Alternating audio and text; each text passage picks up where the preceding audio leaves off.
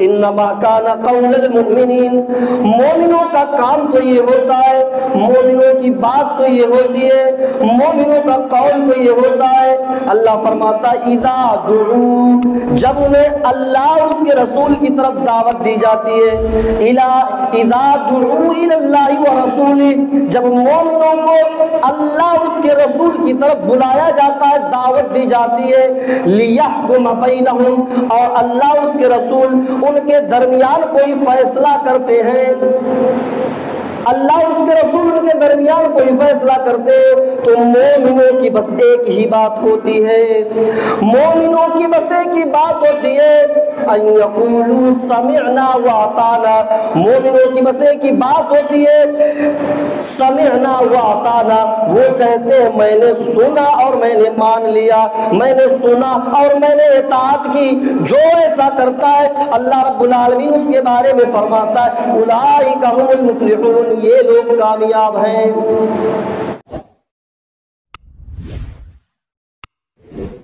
حضرات، آج میں جو ٹاپک لے کر کے حاضر ہوا ہوں وہ ہے اتباع سنت۔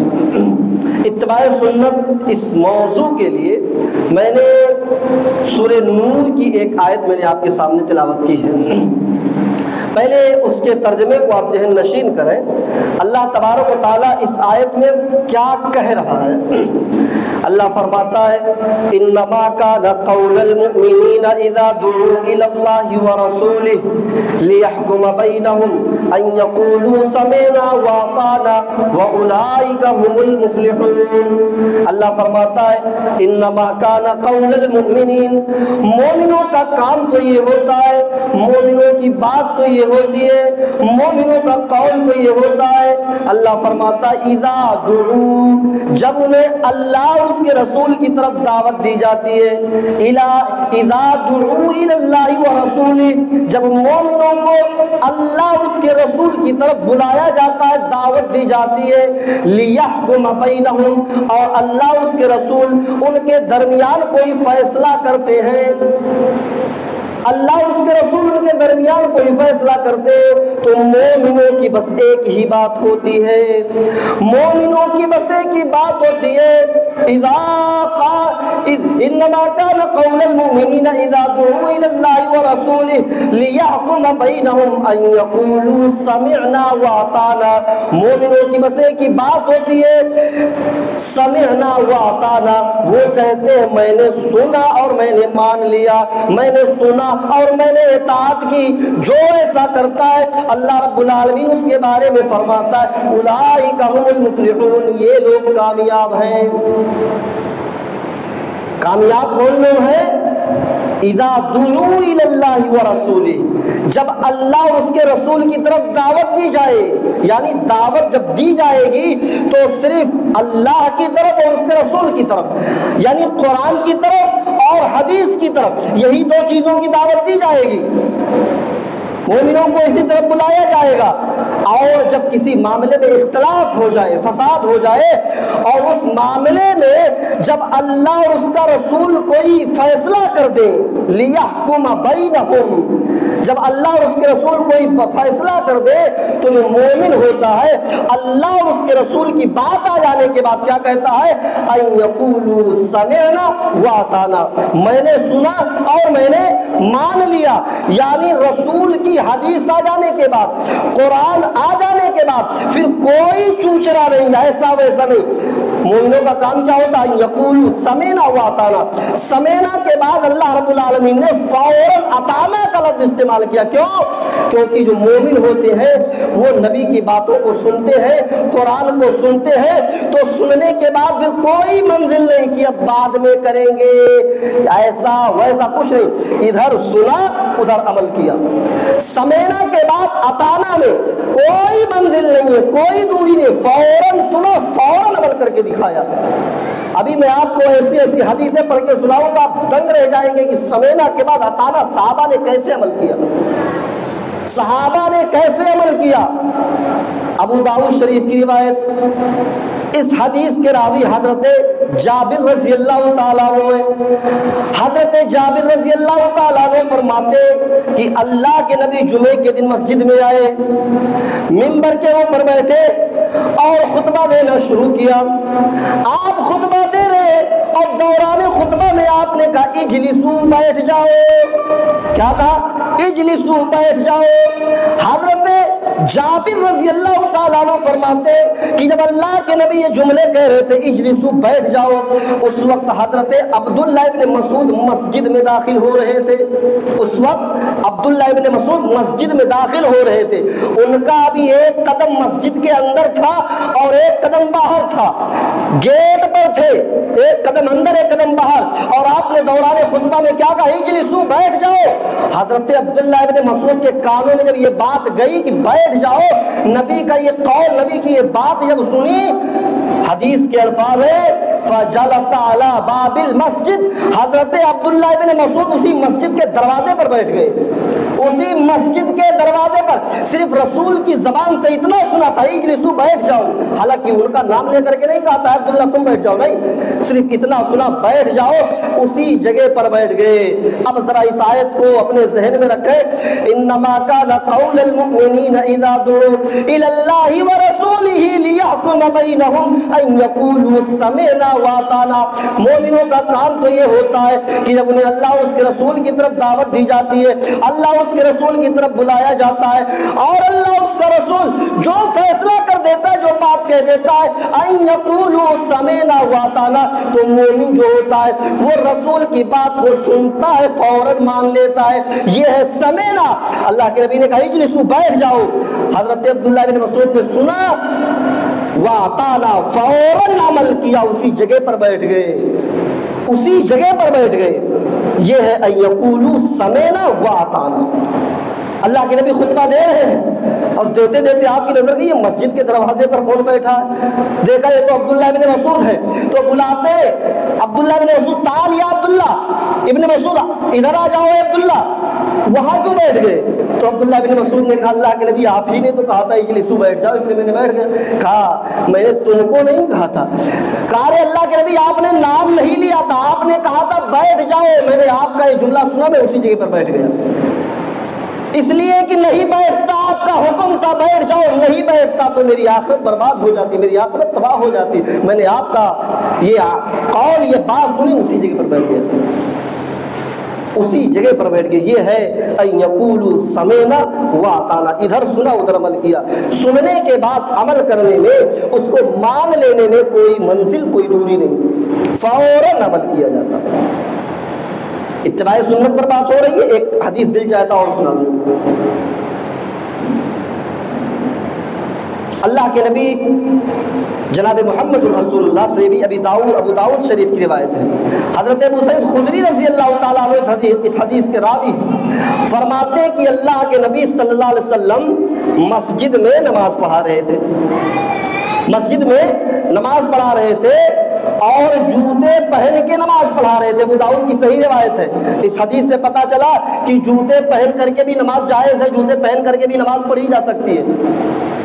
اللہ کے نبی مسجد میں جوتے پہن کر کے نماز پڑھا رہے تھے، ابو داؤد کی صحیح روایت۔ آپ کے پیچھے آپ کے جو صحابہ تھے نماز پڑھنے والے، وہ بھی جوتے پہن کر کے نماز پڑھ رہے تھے۔ نماز پڑھاتے پڑھاتے اچانک آپ نے جوتے کو اتار دیا، جوتے کو آپ نے نکالا اور اپنے بائیں جانب رکھ دیا۔ اس حدیث سے ایک نقطہ ملا، اب تو جوتے پہن کے کوئی اندر آئے گا نہیں، کیونکہ اتنی اچھی شاندار قالین بچھی ہوئی ہے، کون جوتے پہن کے آئے گا؟ لیکن اس حدیث سے ایک نقطہ ملا کہ اگر کوئی آدمی موبائل لے کے آ گیا ہے اور سوئچ آف کرنا بھول گیا اور دوران نماز اس کی موبائل بجنے لگی، رنگ ٹون فون آ گیا، بجنے لگا، تو وہ موبائل کو جیب سے نکال سکتا ہے، فون کاٹ سکتا ہے، سوئچ آف کر کے پھر سے وہ جیب میں رکھ سکتا ہے، جیسا کہ اللہ کے نبی نماز کی حالت میں اپنے جوتے کو نکال کر کے اپنے بائیں طرف رکھ لیے تھے۔ صحابہ نے آپ کو ایسا کرتے ہوئے دیکھا کہ آپ نماز کی حالت میں جوتے اتارے اور بائیں طرف رکھ لیے۔ نماز ہی کی حالت میں سارے صحابہ نے اپنے جوتے اتار دیے اور بائیں طرف رکھ دیے، سارے صحابہ نے۔ یہ ہے یقولوا سمعنا واطعنا، دیکھا اور فوراً عمل کیا، فوراً نبی کو جیسا کرتے ہوئے دیکھتے تھے صحابہ فوراً کرتے تھے۔ اللہ کے نبی نے جب نماز مکمل کی اور سلام پھیرا، السلام علیکم ورحمۃ اللہ، السلام علیکم ورحمۃ اللہ، دونوں جانب جب سلام پھیر کر کے فارغ ہوئے اور جب قبلہ چہرہ مقتدیوں کی طرف کیا تو آپ نے دیکھا سارے صحابہ جوتے اتار کے بائیں طرف رکھے ہوئے، بائیں طرف رکھے ہوئے۔ تو اللہ کے نبی پوچھ لیتے تم لوگوں نے جوتے کیوں اتار دیے؟ میں نے اتارا تو تم لوگوں نے کیوں اتار دیے؟ صحابہ نے کہا اللہ کے نبی میں نہیں جانتا ہوں، میں نے آپ کو کرتا ہوا دیکھا تو میں بھی جوتے اتار دیا۔ آپ نے جو کیا میں نے آپ کی نقل کی، آپ کو کرتے ہوئے دیکھا میں نے جوتے اتار دیے۔ تو اللہ کے نبی صلی اللہ علیہ وسلم نے فرمایا کہ میرے جوتے میں گندگی لگی ہوئی تھی، غلاظت لگی ہوئی تھی، اور میں اسی حالت میں مسجد میں آ گیا نماز پڑھنے کے لیے، اور جب میں نے نیت باندھ لی نماز شروع کر دی تو جبریل علیہ السلام میرے پاس آئے اور جبریل علیہ السلام نے مجھے خبر دی کہ اے محمد صلی اللہ علیہ وسلم آپ جو جوتا پہن کر کے نماز پڑھ رہے ہیں اس جوتے میں گندگی لگی ہوئی ہے، اس جوتے میں گندگی لگی ہوئی ہے۔ تو جب میں نے سنا کہ میرے جوتے میں گندگی لگی ہوئی ہے تو میں نے جوتے کو اتار دیا، تم لوگوں کو نہیں اتارنا چاہیے تھا۔ صحابہ نے کہا اللہ کے نبی آپ کو کرتا ہوا دیکھا تو میں نے بھی آپ کا نقل کیا، جیسے آپ نے کیا ویسے میں نے کیا۔ پھر اللہ کے نبی صلی اللہ علیہ وسلم نے فرمایا کہ جب بھی تم مسجد کے اندر داخل ہوا کرو، جب بھی تم مسجد کے اندر آیا کرو تو اپنے جوتوں کو دیکھ لیا کرو، اپنے چپلوں کو الٹ کر کے دیکھ لیا کرو۔ اگر تمہارے جوتوں میں تمہارے چپلوں میں گندگی لگی ہو تو باہر اس کو پاک مٹی پر رگڑ لیا کرو، باہر پاک مٹی سے رگڑ کر کے صاف کر لیا کرو۔ حدیث کے الفاظ ہے دھونا ضروری نہیں ہے، مٹی سے رگڑ کر کے بھی جوتے پاک ہو جاتے ہیں۔ اگر آپ نے دھو لیا تو بہت اچھی بات ہے، لیکن رگڑنے سے بھی گندگی پاک ہو جاتی ہے، پاک مٹی اس گندگی کو پاک کر دیتی ہے، رگڑ کر کے تم مسجد میں آ سکتے ہو۔ تو یہ ہے ان یقولوا سمعنا واطعنا، صحابہ جیسا کرتے ہوئے دیکھتے تھے فوراً اللہ کے نبی کا نقل کرتے تھے اور فوراً ویسا عمل کرتے تھے۔ اس آیت کو پھر سے پڑھیے، انما كان قول المؤمنین اذا دعوا الى الله ورسوله ان يقولوا سمعنا واطعنا۔ مومنوں کا قول تو یہ ہوتا ہے، مومنوں کی بس ایک ہی بات ہوتی ہے کہ جب انہیں اللہ اور اس کے رسول کی طرف بلایا جاتا ہے اور اللہ اس کا رسول جب ان کے درمیان کوئی فیصلہ کر دیتے ہیں تو وہ بس ایک ہی بات کہتے ہیں ان یقولوا سمعنا واطعنا، میں نے سنا اور میں نے مان لیا، سنا اور مان لیا، واولئک هم المفلحون، یہی لوگ کامیاب ہیں، یہی لوگ کامیاب ہیں۔ آئیے مسلم شریف کی ایک اور حدیث اتباع سنت کے تعلق سے میں آپ کو سناتا ہوں۔ ہمارا پہلا قبلہ معلوم ہے کیا تھا؟ ہمارا پہلا قبلہ بیت المقدس مسجد اقصی ہے، پہلا قبلہ۔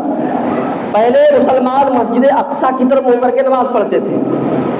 اللہ کے نبی جب ہجرت کر کے مکے سے مدینہ جا رہے تھے تو آپ نے راستے میں ایک مسجد بنوائی تھی، مسجد قباء، اور جب آپ مکہ میں تھے تو نماز مسجد اقصی کی طرف ہی منہ کر کے نماز پڑھتے تھے، لیکن کعبہ کے سامنے ایسا کھڑے ہوتے تھے کہ آپ کے سامنے کعبہ بھی آ جاتا اور مسجد اقصی بھی آ جاتا، اس طریقے سے آپ نماز پڑھتے تھے۔ ہجرت کر کے جب مکے سے مدینہ گئے تو اب مدینہ سے اپوزٹ سائڈ ہو گیا مسجد اقصی۔ اب ایسا ممکن نہیں تھا کہ اس طریقے سے کھڑے ہو کہ مسجد اقصی بھی سامنے آ جائے اور کعبہ بھی سامنے آ جائے۔ آپ نے تقریباً 16 یا 17 مہینے مدینے میں مسجد اقصی کی طرف منہ کر کے نماز پڑھی، 16 یا 17 مہینے تک، لیکن آپ کی نگاہیں اللہ سے یہ فریاد کر رہی تھی کہ اے اللہ میرا قبلہ خانہ کعبہ کو بنا دے جس کو حضرت ابراہیم علیہ السلام نے تعمیر کی ہے۔ اللہ تعالیٰ نے آپ کی دعا کو شرف قبولیت بخشی، آپ کی دعا قبول ہوئی اور اللہ تعالیٰ نے آپ کے قبلے کو بدل دیا۔ فَوَلِّ وَجْهَكَ شَطْرَ الْمَسْجِدِ الْحَرَامِ، اللہ تعالیٰ نے آیت نازل کر دی ہے محمد صلی اللہ علیہ وسلم آپ اپنا چہرہ مسجد حرام کعبہ کی طرف کر لیجیے۔ یہ آیت کب نازل ہوئی؟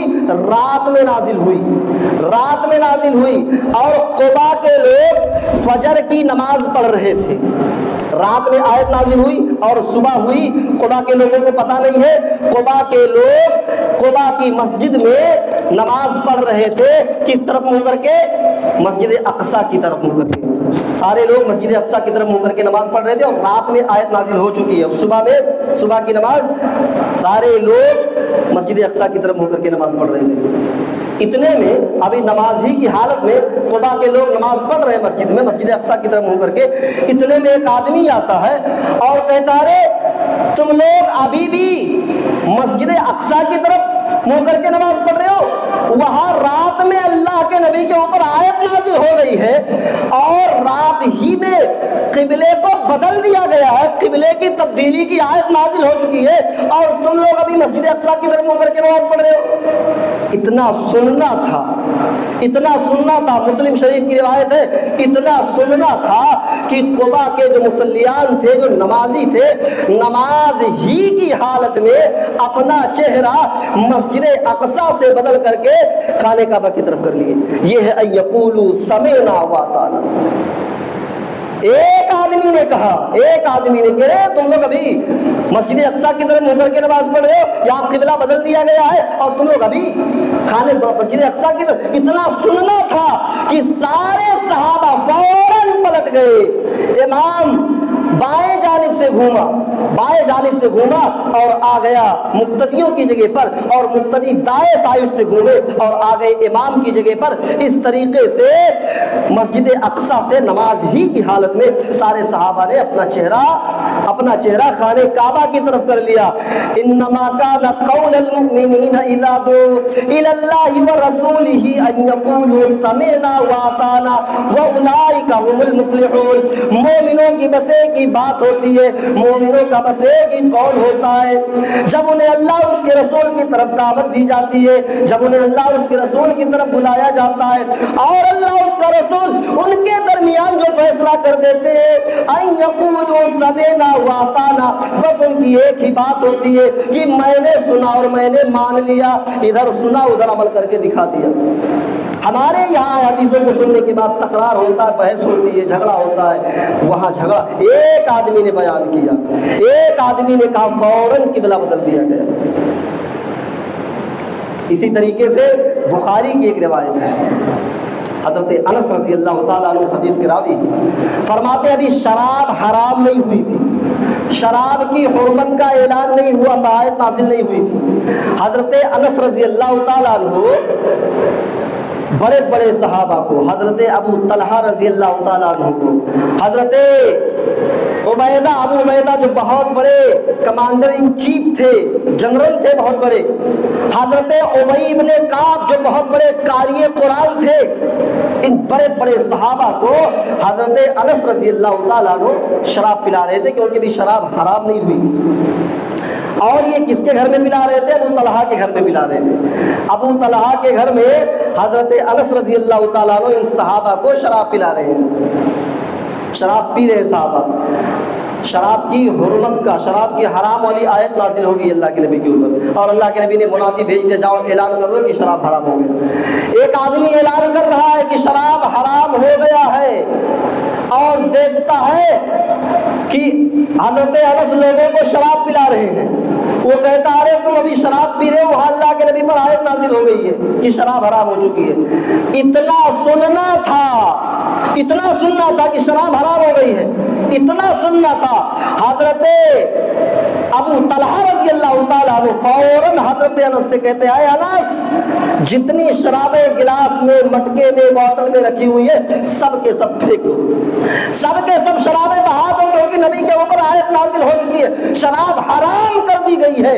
نبی کا حکم آیا، اللہ نے حکم دیا، ایک منادی نے اعلان کیا، ایک حکم آنے پر سارے صحابہ نے شراب کو پھینک دیا۔ انما کان قول المؤمنین اذا دعوا الی اللہ ورسولہ ان یقولوا سمعنا واطعنا۔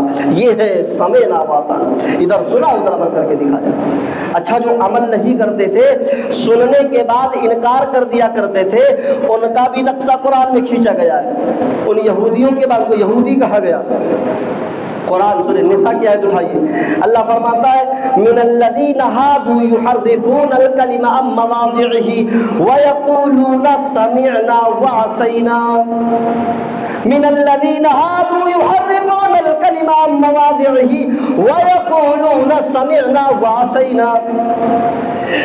یہودیوں کے سامنے، یہودیوں میں سے بعض یہودی ایسے تھے جو حروف کو، کلمے کو بدل دیا کرتے تھے، الفاظ کو چینج کر دیا کرتے تھے اور کہتے تھے سمعنا، میں نے سنا، وعصینا، اور میں نے انکار کیا۔ وہ سنتے تھے اور الفاظ کو بدل دیا کرتے تھے اور کیا کہتے تھے؟ سمعنا وعصینا، میں نے سنا اور انکار کیا۔ آج انکار کی شکلیں ہمارے یہاں بھی رائج۔ وہ لوگ تھے سننے کے بعد الفاظ بدل دیا کرتے تھے، چینج کر دیا کرتے تھے، اللہ نے ان کا نقشہ قرآن میں کھینچا۔ ہم بدلتے تو نہیں ہیں لیکن سننے کے بعد مانتے نہیں ہیں، یہ بھی تو ایک انکار ہی تو ہے۔ ہم نے صحیح حدیثوں کو سنا اور انکار کر دیا، نہیں مانا، یہ بھی انکار ہے۔ میں یہ نہیں کہتا ہوں کہ تم انکار کر دیے تو یہودی ہو گئے، میں یہ نہیں کہہ رہا ہوں، لیکن انکار کی ایک شکل یہ بھی ہے۔ میں نے کچھ دنوں پہلے بیان دیا تھا والحیاء شعبۃ من الایمان، شرم و حیا ایمان کا ایک حصہ ہے، اور جب انسان کے اندر سے شرم و حیا نکل جائے تو وہ جو جی میں آئے کرے، جو جی میں آئے کرے۔ اور نوجوان ابھی بھی وہ کام کر رہا ہے۔ حدیث کو آ جانے کے بعد وہ نوجوان نہیں مان رہا ہے، وہ آدمی نہیں مان رہا ہے، گویا کہ وہ انکار ہی تو کر رہا ہے۔ سنا، سمعنا، مومنوں کی علامت کیا بتائی گئی؟ سمعنا واطعنا۔ مومن جب سنتے ہیں تو فوراً عمل کرتے ہیں، اور جو یہودی ہوتے ہیں وہ سنتے ہیں وعصینا تو فوراً انکار کر دیتے ہیں، ایک کان سے سنتے دوسرے کان سے نکال دیتے ہیں۔ ذرا غور کریں کہ ہم نبی کی حدیثوں کو کس نظریے سے دیکھتے ہیں، نبی کی حدیثوں کو کس نظریے سے دیکھتے ہیں؟ تو بیان کرنے والا ہی بہت بڑا فسادی ہو جاتا ہے، بیان کرنے والا ہی بہت بڑا مجرم ہو جاتا ہے۔ ہم غور کریں کہ ہم حدیثوں پر کتنا عمل کرتے ہیں۔ سمعنا کے بعد واطعنا کہتے ہیں یا سمعنا کے بعد وعصینا کہتے ہیں؟ ہم غور کریں۔ اگر اطعنا کہتے ہیں تو مومن، اور وعصینا کہتے ہیں تو میں نہیں فیصلہ کر سکتا، یہ آپ فیصلہ کریں۔ قرآن میں تو یہودیوں کے بارے میں ایسا لفظ استعمال کیا گیا کہ وہ یہودی تھے، وہ سنتے تھے اور وعصینا کہتے تھے، سننے کے بعد انکار کر دیا کرتے تھے۔ نماز کے بارے میں بتایا جاتا ہے، روزے کے بارے میں حوالہ دے کر کے بتایا جاتا ہے، تمام فرائض کاموں کے بارے میں حوالہ دے کر کے بتایا جاتا ہے۔ بتائیے کتنے لوگ عمل کرتے ہیں؟ سمعنا سننے کے بعد واطعنا کتنے لوگ کہتے ہیں؟ کتنے لوگ عمل کرتے ہیں؟ ہم غور کریں کتنے پرسنٹ مومن ہیں، مسلمان ہیں، غور کریں۔ سنت کا معاملہ اتنا آسان نہیں ہے۔ سنت آپ کتنی بڑی عبادت کریں، آپ کتنی بڑی عبادت کر لیں، اگر سنت کے خلاف ہے تو بڑی سے بڑی عبادت، مسلمانوں کا عقیدہ یہ ہے کہ وہ سرے سے ہوا ہی نہیں۔ کتنی بڑی عبادت کرے، سنت کے خلاف اگر وہ عبادت ہو گئی تو کتنا بڑا عمل ہو، مسلمانوں کا عقیدہ یہ ہے کہ وہ چیز سرے سے ہوئی ہی نہیں۔ بخاری کی روایت، ازواج مطہرات، اللہ کے نبی صلی اللہ علیہ وسلم کی پیاری بیویوں کے پاس 3 لوگ آئے۔ کتنے لوگ؟ 3 لوگ آئے اور آپ کے عبادات کے تعلق سے سوال کرتے ہیں کہ اللہ کے نبی کتنی عبادت کرتے تھے۔ بخاری کی روایت۔ کون سی عبادت؟ باہر کی عبادت نہیں، باہر مسجد میں آپ کیا عبادت کرتے تھے، ظہر میں کتنی پڑھتے تھے، عصر میں کتنی پڑھتے تھے، روزہ کیسے رکھتے تھے، یہ سب کو معلوم تھا۔ گھر کے اندر کون سی عبادت کرتے تھے، کتنی عبادت کرتے تھے، گھریلو عبادت کے تعلق سے وہ لوگ پوچھ رہے تھے۔ ازواج مطہرات نے بتا دیا اتنا روزہ رکھتے ہیں، اتنا رات میں اتنی نمازیں پڑھتے ہیں۔ ان لوگوں نے سنا کہ اتنا نبی کرتے ہیں تو انہوں نے کیا کہا؟ حدیث کے الفاظ وَأَيْنَا نَحْنُ مِنَ النَّبِي صلی اللہ علیہ وسلم، کیا کہا؟ وَأَيْنَا نَحْنُ مِنَ النَّبِي صلی اللہ علیہ وسلم، کہا اللہ کے نبی اور کہا ہم، کہا اللہ کے نبی، کہا ہم۔ غفر لہ ما تقدم من ذنبہ وما تاخر، اللہ کے نبی کے تو سارے پچھلے اگلے سب گناہ معاف کر دیے گئے، وہ تو بخشائے ہیں۔ اگر وہ اتنا عمل کرتے ہیں تو ہمیں تو اور کرنا چاہیے، ہمیں تو اور کرنا چاہیے۔ ان میں سے ایک نے کہا میں رات بھر نماز پڑھوں گا، دوسرے نے کہا میں دن بھر روزے رکھوں گا، تیسرے نے کہا میں شادی بیاہ بھی نہیں کروں گا، رات میں نمازیں پڑھوں گا، دن میں روزے رکھوں گا، بیوی بچوں کے جھمیلے سے دور ہو جاؤں گا۔ ایسا کہتے ہوئے ازواج مطہرات نے سن لیا، اللہ کے نبی کی بیویوں نے سن لیا۔ اللہ کے نبی صلی اللہ علیہ وسلم جب آئے گھر میں تو بیویوں نے بتایا ابھی 3 لوگ آئے تھے اور آپ کی عبادات کے تعلق سے پوچھا تو میں نے بتا دیا، تو ان لوگوں نے ایسا ایسا کہا ہے کہ میں رات بھر نماز پڑھوں گا، دوسرے نے کہا رات و دن نماز پڑھوں گا، تیسرے نے کہا میں پورا روزہ ایسا ایسا عمل کروں گا۔ اللہ کے نبی صلی اللہ علیہ وسلم نے جب سنا تو فوراً ان تینوں کے پاس گئے، ان تینوں کے پاس گئے۔ اس سے ایک نقطہ یہ معلوم ہوا کہ کوئی بات اگر آپ سنیں تو پہلے تحقیق کر لیں۔ آپ نے وہی ایکشن نہیں لیا کہ تینوں نے کہا تو کیوں کہا، وہی ایکشن نہیں لیا، سنا فوراً ان تینوں کے پاس گئے۔ معاشرے کا ایک بہت بڑا مسئلہ یہاں سے حل ہو سکتا ہے۔ آج عورتیں کتنی خرافات کرتی ہیں، اتنا بات ہوتا ہے اتنا پھنسا کر کے بیان کر دیتی ہیں۔ تو کوئی مسئلہ ہو تو پہلے آپ اس کی تحقیق کر لیا کریں۔ کسی نے کہہ دیا کوا کان لے کر کے جا رہا، کوا کے پیچھے بھاگ رہے، اپنا کان نہیں دیکھ رہے، ارے پہلے اپنا کان دیکھو، تحقیق کر لیا کرو۔ اللہ کے نبی ان تینوں کے پاس گئے، ان تینوں کے پاس گئے اور آپ نے پوچھا کیا تم تینوں نے ایسا ایسا کہا ہے؟ انہوں نے کہا اللہ کے نبی کیوں؟ کہا رے آپ تو بخشے بخشائے ہیں، آپ اتنا عمل کرتے تو ہمیں تو اور کرنا چاہیے۔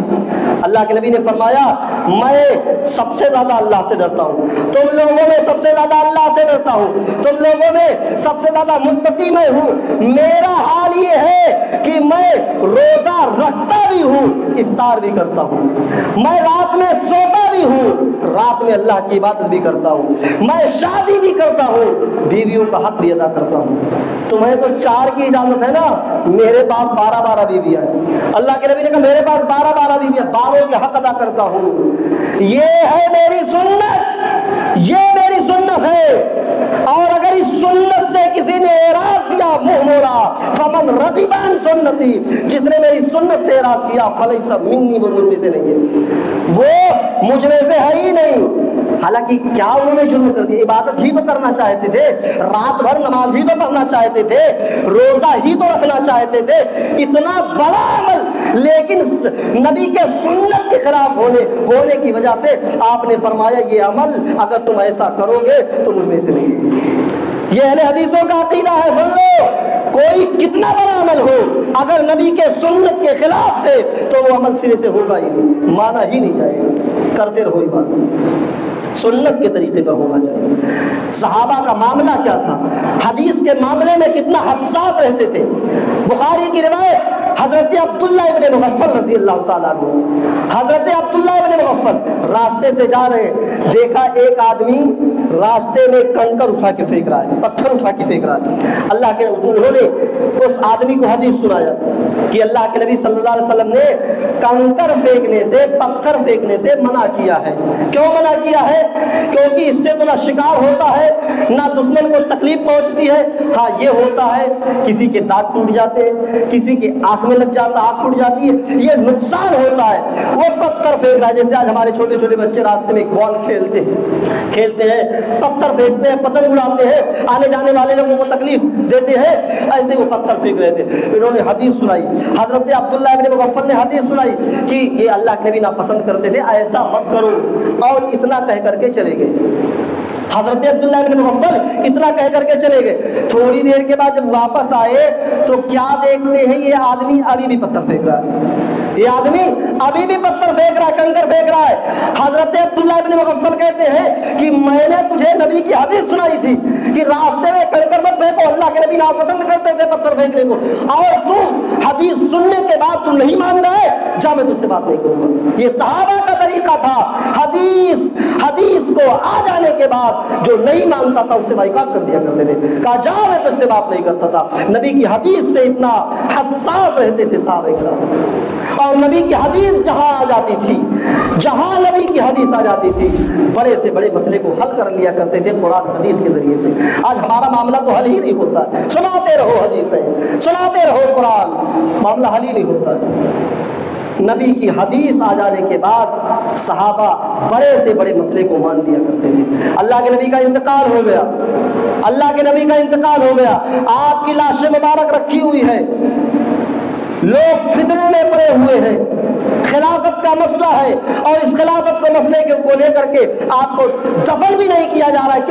کیوں؟ مسلمانوں کی خلافت کا مسئلہ حل کرنا ہے، نبی کو دفن کرنے سے پہلے کسی ایک کو خلیفہ متعین کرنا ہے، کون خلیفہ بنے۔ اس وجہ سے تقریباً 36 گھنٹے نبی کی لاش مبارک رکھی رہی، 36 گھنٹے کہ کون خلیفہ بنے، کس کو خلیفہ بنایا جائے۔ انصاری کہہ رہے تھے کہ ہمارے قبیلے میں سے کوئی ہوگا، مہاجر کہہ رہے تھے ہمارے قبیلے، یعنی بالکل فساد، ایسا لگ رہا تھا کہ ابھی تلواریں نکل جائیں گی، ابھی خون کی ندیاں بہہ جائیں گی۔ صحابہ پریشان تھے کون خلیفہ بنے۔ حضرت عمر فاروق آتے ہیں، کہا کیا ہوا، مسئلہ حل ہوا؟ لوگوں نے کہا ہاں مسئلہ حل ہو گیا۔ کہا کیسے؟ کہا ایک آدمی مہاجروں میں سے امیر بن جائے اور ایک آدمی انصاریوں میں سے امیر بن جائے۔ عمر فاروق نے کہا نہیں، عمر فاروق نے کہا نہیں، ایک میال میں دو تلواریں نہیں ہو سکتی، دو امیر نہیں ہو سکتا، امیر ایک ہی ہوگا۔ کہا پھر کیسے فیصلہ ہوگا؟ انصاری چاہتے ہمارے میں سے ہو، مہاجری چاہتے ہمارے میں سے ہو، کس کو خلیفہ بنایا جائے، کس کو امیر بنایا جائے؟ حضرت عمر فاروق نے نبی کی حدیث سنا دی، ابھی تلواریں نکلنے والی تھی، خون کی ندیاں بہنے والی تھی۔ حضرت عمر فاروق نے کہا اللہ کے نبی صلی اللہ علیہ وسلم اپنی زندگی میں توحید کے بعد جو سب سے بڑی عبادت ہے نماز، توحید کے بعد جو سب سے بڑی عبادت ہے نماز، اپنی زندگی میں اپنے مصلی امامت پر اللہ کے نبی نے کن کو کھڑا کیا؟ لوگوں نے کہا ابو بکر کو کھڑا کیا۔ اپنی زندگی میں سب سے بڑی عبادت نماز، اپنی زندگی میں اللہ کے نبی حضرت ابو بکر صدیق کو کھڑا کیا اپنے مصلی امامت پر۔ حضرت عمر فاروق نے کہا پھر کون ہے جو ابو بکر صدیق سے آگے نکل جائے؟ ہے کوئی جو اللہ کے نبی اپنی زندگی میں ابو بکر کو آگے بڑھایا کرتے تھے؟ کون ہے جو ابو بکر صدیق سے آگے بڑھے؟ سارے صحابہ نے سر جھکا دیا اور کہا میں پناہ چاہتا ہوں اللہ کی، میں ابو بکر صدیق سے آگے نہیں بڑھ سکتا۔ اتنا خطرناک مسئلہ جو کہ ابھی تلواریں نکلنے والی تھی، ابھی خون کی ندیاں بہنے والی تھی، نبی کی حدیث آئی، سارے صحابہ نے اپنا سر جھکا دیا اور کہا نبی نے اپنی زندگی میں ابو بکر کو آگے بڑھایا تو پھر ہم کون ہوتے ہیں ابو بکر سے آگے بڑھنے والے؟ لہذا ابو بکر یہ ہمارے خلیفہ ہے۔ اور سب سے پہلے حضرت عمر فاروق نے ابو بکر صدیق کے ہاتھ پہ ہاتھ رکھ کر بیعت کی، پھر سارے صحابہ نے بیعت کی۔ نبی کی حدیث کو آ جانے کے بعد بڑے سے بڑے اختلاف کو ختم ہو جایا کرتا تھا۔ آج ہمارے اختلاف ختم نہیں ہوتے میرے بھائیوں۔ مومن کی پہچان بتائی گئی، انما کان قول المؤمنین اذا دعوا الی اللہ ورسولہ لیحکم بینہم ان یقولوا سمعنا واطعنا۔ مومن تو وہ ہوتا ہے جو جب اللہ اور اس کے رسول کی طرف انہیں دعوت دی جاتی ہے تو وہ اللہ اور اس کے رسول جو فیصلہ کر دیتے ہیں وہ ایک ہی بات کہتا ہے، میں نے سنا اور میں نے مان لیا۔ اللہ رب العالمین سے ہم بھی دعا کرتے ہیں رب العالمین ہمیں نبی کی حدیث کو سننے کے بعد، سمعنا کے بعد واطعنا کہنے کی توفیق عطا فرما، آمین۔ وآخر